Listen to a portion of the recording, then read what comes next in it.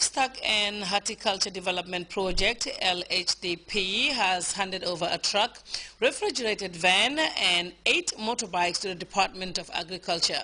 Fatou Jasse picks up the rest of that story. It could be recalled that barely 2 months ago, the Department of Agriculture benefited from the donation of 11 pickup vehicles and 30 motorbikes, courtesy of the West African Agricultural Productivity Program (WAP). A similar gesture has been replicated by the Livestock and Horticulture Development Project (LHDP), this time in the form of a truck, refrigerated van and 8 motorbikes.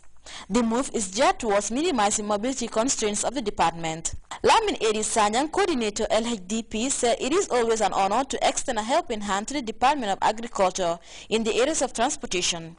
Mobility support, Sanyang believes, will facilitate movement for extension workers as well as enhance information sharing with the farming community.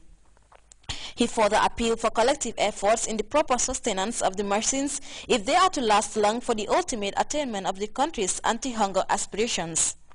Director of Agriculture Musa Homa commended officials of LHDP for their support, describing it as timely, and noted that extension work requires movement in order to enhance the job.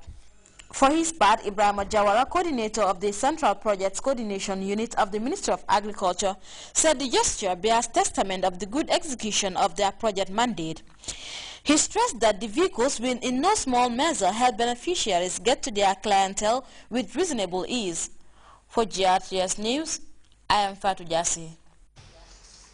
Well, time now to take our first break. We'll be right back. Stay tuned in.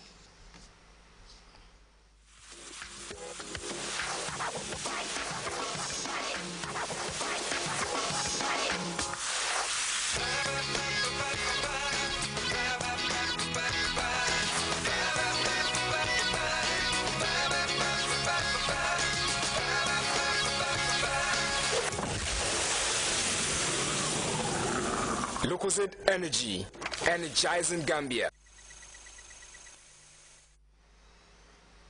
Welcome back to GRTS News. President Macky Sall of Senegal has announced the closure of Quranic schools and also banned begging in the streets by small children. This decision by the Senegalese president comes a day after a fire incident claimed the lives of 9 children at a Medina Quranic school. We have more in this CFI report. On Monday, a fire in a Quranic school killed 9 children in the Medina neighborhood of Dakar. 24 hours later, Senegal's president announced the closure of some Quranic schools and to prohibit children from begging. For now, these children still pace up and down the streets of Dakar, dirty and dressed in rags, asking for handouts. On Tuesday, Senegalese President Macky Sall visited the site of the fire and said the government would work to ensure this does not continue. This tragedy has obligated us to intervene and to identify all places like this everywhere they exist. We must close them and take away the children and return them to their parents, if they are able to take care of them, or the state itself will provide childcare. The tragedy in Medina made headlines in the local press. The 9 children that died on Monday were part of a class of 80. They were crammed into a small shack.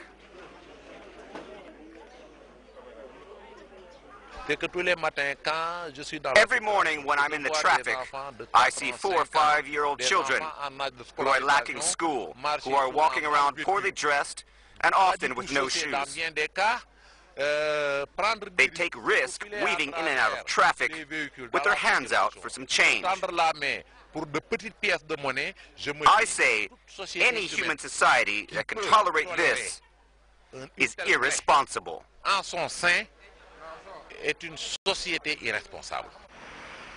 Using children to beg is prohibited in Senegal, but the authorities have always closed their eyes to the practice.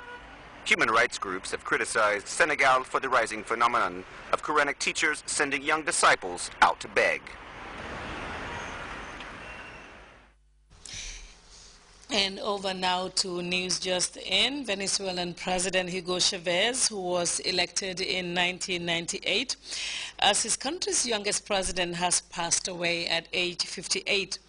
Chavez, it would be recalled, has been battling with cancer since 2011 and spent the last few months in Cuba, where he was undergoing treatment at a Havana hospital. Sad indeed, may his soul rest in perfect peace.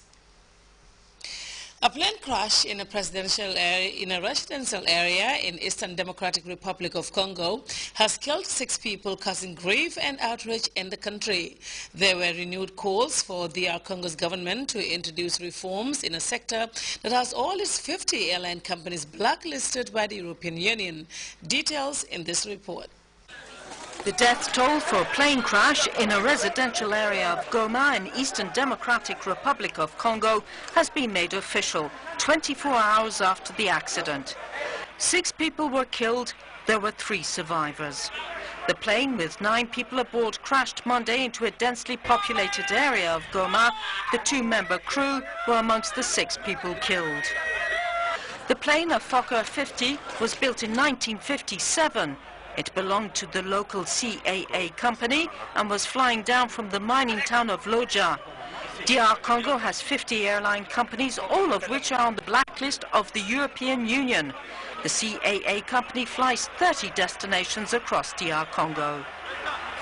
The accident was caused by bad weather conditions, a storm combined with heavy rains and a crosswind. Accidents like this one are frequent in DR Congo. The crash has created an outpouring of grief and anger. There are calls for the government to reform conditions for air travel, to revise air company certificates and planes. Although the government has in the past made pledges to take measures to avoid accidents, there has been little or no progress. Well, time now to take a quick look at the weather report, courtesy of the Central Forecast Office.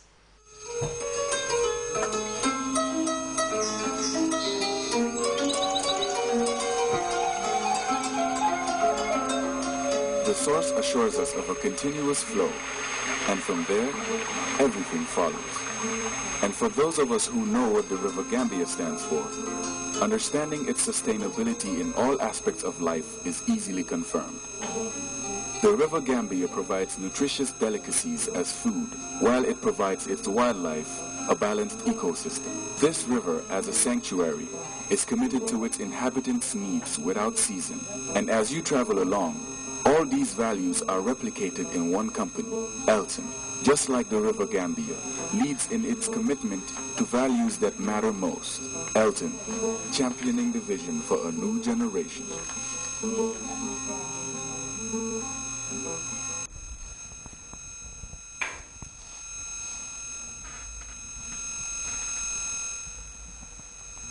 Hello and welcome to the weather segment, beginning with a summary of the weather during the day today, followed by our forecast.